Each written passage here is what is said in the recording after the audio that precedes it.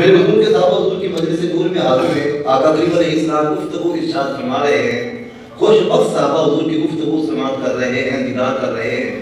آقا کریم علیہ السلام نے گفتگو کو روکا، ارشاد فرمایا میرے صحابہ ایک جنتی آنے والا ہے، اگر تمہاری خواہش ہو کہ جنتی کی زیارت کرنی ہے تو ابھی ایک جنتی تمہارے پاس آنے والا ہے۔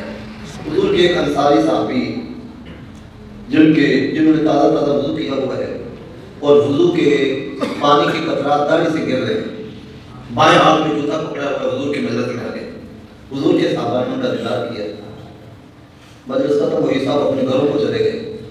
دوسرے دن پھر میرے حضور کی مجلس لگی، حضور کا دربار سجا، آقا کریم علیہ السلام کے صحابہ حضور کی بارگاہ میں پھر حاضر، گفتگو جاری ہے۔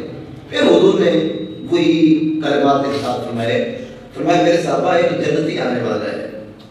تو وہی صحابی اسی صورت میں پھر مجلس میں آ گئے، تازہ تازہ وضو کیا ہوا ہے، جوتا بائیں ہاتھ میں، حضور کی بارگاہ میں پھر پہنچ گئے، حضور کے صحابہ نے پھر دیدار کیا۔ تیسرے دن پھر آقا کریم علیہ السلام نے یہی بات ارشاد فرمائی، پھر وہی حضور کے صحابی مجلس میں حاضر ہوئے۔ حضرت عبداللہ بن عمر رضی اللہ تعالیٰ عنہ جس وقت مجلس برخاست ہوئی تو جناب عبداللہ بن عمر رضی اللہ تعالیٰ عنہ حضور کے اس صحابی کے پیچھے انہوں نے کہا کیا ماجرا ہے؟ تو کہنے لگے کہ میں آپ کی صحبت میں کچھ ایام گزارنا چاہتا ہوں، آپ مجھے اپنے پاس رکھ لیں۔ تو حضور کے وہ صحابی کہنے لگے ٹھیک ہے آپ آ جائیے۔ حضرت عبداللہ بن عمر رضی اللہ تعالیٰ عنہ ان کے پاس کیوں رہنا چاہتے ہیں؟ صرف اس وجہ سے کہ میں ان کے وظیفے دیکھوں کہ یہ کیا وظیفہ کرتے ہیں۔ حضور نے 3 دنوں تک جنت کی بشارت ہی نہیں عطا فرمائی، تو میں دیکھوں تو صحیح کہ یہ وظیفہ کون سا کرتے ہیں، نوازل کیسے ادا کرتے ہیں۔ اس مقصد کے لیے حضرت عبداللہ بن عمر رضی اللہ تعالیٰ عنہ نے ان کے پاس جو ہے وہ گزارش کر دی کہ مجھے اپنے پاس رکھ لیں۔ یہاں رک کر کے ایک اور بات میں عرض کروں، دیکھیے آقا کریم علیہ السلام کے صحابہ کتنے پاکیزہ ذہن کے مالک ہیں، وہ تلاش کرتے ہیں تو اچھائیاں تلاش کرتے ہیں، اور میں اور آپ تلاش کرتے ہیں تو ہم برائیاں تلاش کرتے ہیں۔ ہم دیکھتے ہیں کہ پتہ چل جائے کہ یہ گھر کے اندر کیا کیا جو ہے وہ کرتا ہے، اندر والی برائیاں ہم جو ہے وہ ڈھونڈنا چاہتے ہیں۔ تو اس وجہ سے جو ہے وہ ہمیں بھی اس واقعہ سے اور اس حدیث مبارکہ سے سبق لینا چاہیے کہ ہمیں کسی کا عیب تلاش نہیں کرنا، کسی کی اچھائی ملتی ہے تو وہ تلاش کرو۔ آقا کریم علیہ السلام نے ارشاد فرمایا من ساتر مسلمن ساتر اللہ فی الدنیا والآخرہ، جو کوئی بندہ کسی مسلمان کی پردہ پوشی کرے اللہ قیامت والے اللہ رب العزت دنیا اور آخرت میں اس کی پردہ پوشی فرمائے گا۔ تو کسی کے یہاں کچھ پانا کتنی بڑی بات ہے۔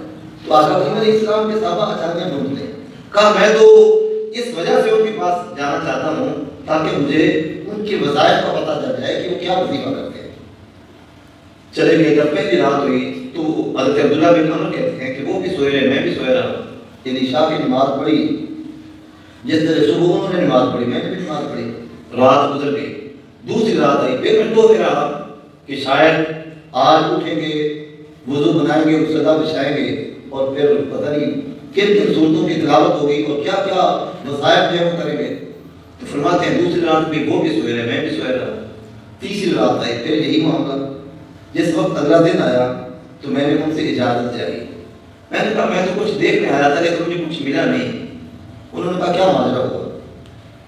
تو وہ ان کی بارگاہ میں عرض کرتے ہیں کہ آقا کریم علیہ السلام نے 3 دنوں تک جنت کی بشارت عطا کی ہے کہ ایک جنتی آنے والا ہے، تو تم ہی آتے تھے 3 دنوں تک جو ہے وہ تیرے لیے یہ بشارت اور مشتہ جو ہے وہ آقا کریم علیہ السلام فرماتے رہے۔ تو میں وہ وظیفہ دیکھنے آیا تھا، میں تو تمہارے اعمال دیکھنے آیا تھا، لیکن مجھے تو کچھ نظر نہیں آیا۔ جانے لگے، جس وقت وہ تھوڑا سا گئے تو انہوں نے حضور کے صحابی نے پھر آواز دی کی طرح، وہ واپس آئے، کہا وظیفے تو میرے یہی ہیں جو تم نے دیکھ لیے، باقی ایک اور بات ہے۔ کہا وہ کیا ہے؟ فرمانے لگے انی لا اجد فی نفسی لأحد من المسلمین غشا، وہ ایک بات یہ ہے کہ میں اپنے سینے کے اندر کسی مسلمان کے لیے کوٹ نہیں پاتا، میرے سینے کے اندر کسی مسلمان کے لیے کوٹ نہیں۔